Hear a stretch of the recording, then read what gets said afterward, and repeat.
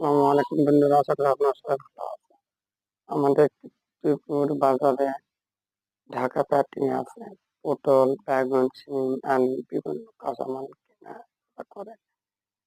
এই কেনাকাটা করে এই পটল গত শুক্র বিক্রি হলে পাইকারি দরে 30 টাকা কেজি। এটা ঢাকা বিক্রি হবে সর্বোচ্চ 60-70 টাকা কেজি হবে। অর্ধেকও বেশি বেশি দাম বিক্রি হবে। কি জন্য হবে সেটা অনেকে জানে, অনেকে জানে না। এই জন্য যে এরা পটল কিনতে মনে করেন পটল কিনতে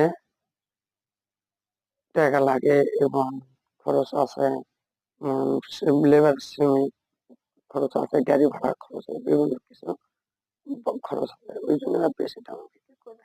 তাই বলে আপনার সবাই ভালো থাকেন, সুস্থ থাকেন।